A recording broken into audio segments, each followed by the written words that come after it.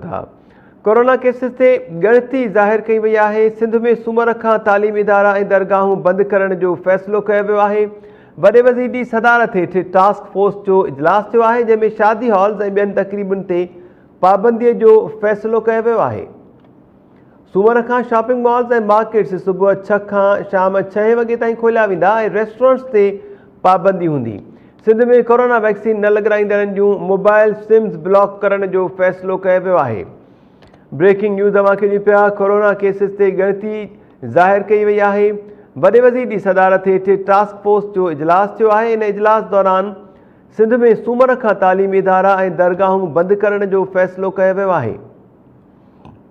सूमर खां शादी हॉल्स ऐं ॿियनि तक़रीबुनि ते बि पाबंदीअ जो फ़ैसिलो कयो वियो आहे ऐं शॉपिंग मॉल्स ऐं मार्केट्स सुबुह 6 वॻे खां शाम 6 वॻे ताईं खोलिया वेंदा। रेस्टोरेंट्स ते पाबंदी लागू करण जो फ़ैसिलो कयो वियो आहे।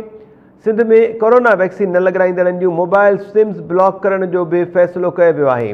टास्क फोर्स जे इन अहम इजलास जा वधीक तफ़सील वठूं था कराचीअ मां टाइम न्यूज़ जे रिपोर्टर दोदो चांडियो खां। दोदो, वधीक छा तफ़सील आहे तव्हां वटि?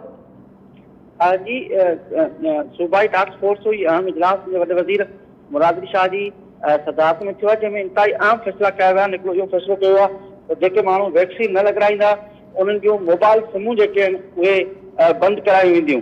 यानी जेको माण्हू वैक्सीन नथो कराए उनजी मोबाइल सिम बंदि थी वेंदी। उन खां सवाइ ॿियो अहम फ़ैसिलो थियो आहे त हाणे मार्केट जेके आहिनि उहे सुबुह जो 6 खां शाम जो 6 वॻे ताईं खुलियल हूंदा। शाम जो 6 वॻे खां पोइ मार्केट बंदि हूंदा। जेके होटलूं आहिनि उन्हनि में खाधे जी इजाज़त न हूंदी, वेही खाधो न खाई सघिबो।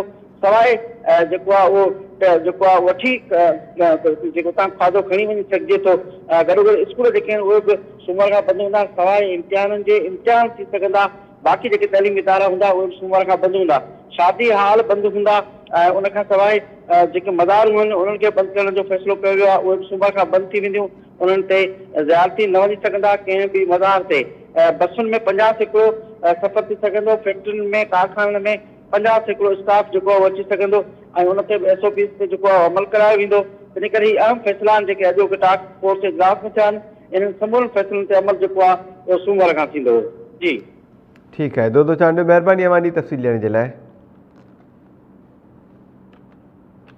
वॾे वज़ीर सैयद मुराद अली शाह जी सदारत हेठि सूबाई टास्क फोर्स जो इजलास थियो आहे।